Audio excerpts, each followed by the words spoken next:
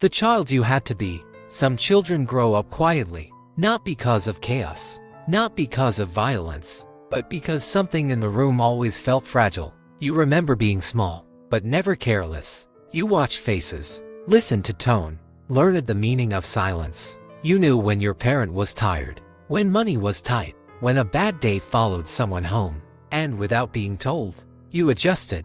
You became easier, less loud, less needy. You didn't cry for long. You didn't insist twice. You didn't want to add weight. Other children asked for attention. You measured the atmosphere first. Is this a good moment? Is this too much? Will this make things harder? So you carried yourself carefully. Adults called you mature, responsible, different. They were proud. But maturity at 7 is not strength, it's adaptation. You didn't decide to grow up.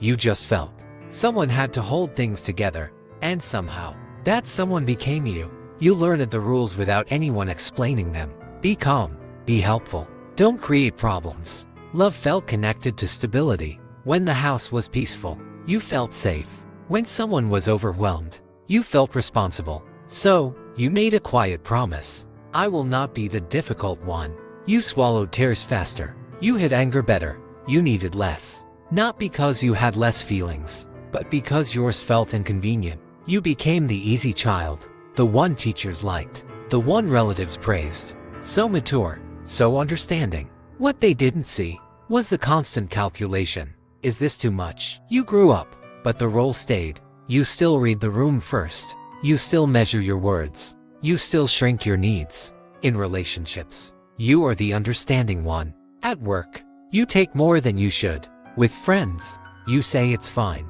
even when it isn't. You rarely ask for help. It feels uncomfortable, almost wrong, because somewhere inside, you still believe needing too much creates distance. So you become low maintenance, independent, self-sufficient, strong.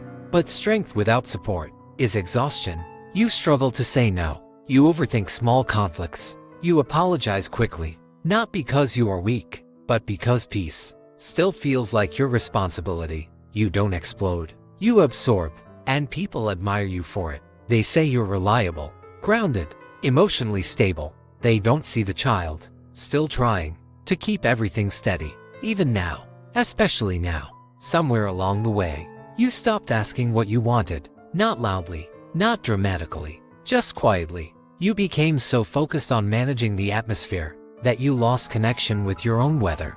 Your anger feels distant. Your needs feel blurry. Your desires feel negotiable. When someone asks, "What do you want?" you hesitate, not because you don't care, but because you were trained to care about others first. You learned to adapt so well that you forgot where adaptation ends, and you begin. You call it being easygoing, but sometimes it's self-erasure. You call it being mature, but sometimes it's fear of being too much. You learned how to hold space for everyone. No one taught you how to take up space. And that absence doesn't scream, it whispers, in exhaustion, in quiet resentment, in the feeling that something is missing. Even when everything looks stable, that something is you. The part that never got to be loud, messy, and filtered. The child who didn't get to just be, becoming the child again. You don't heal by blaming your past. You heal by noticing the role you're still playing. The child who kept everything steady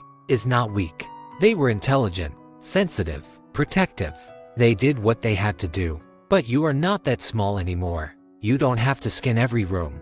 You don't have to swallow every feeling. You don't have to earn love by being easy. It will feel unfamiliar at first. Saying no, asking directly, admitting you're hurt. Your body might tense. Your voice might shake. That's not failure. That's rewiring. The goal isn't to become selfish. It's to become whole. To let yourself be inconvenienced sometimes. To disappoint someone and survive it. To express anger without fearing abandonment. You were the strong child. Now you're allowed to be a full adult. And that includes needs, limits, noise, space. You don't have to hold everything together anymore. You're allowed to live without carrying the room. And maybe, slowly, the child you had to be can finally rest.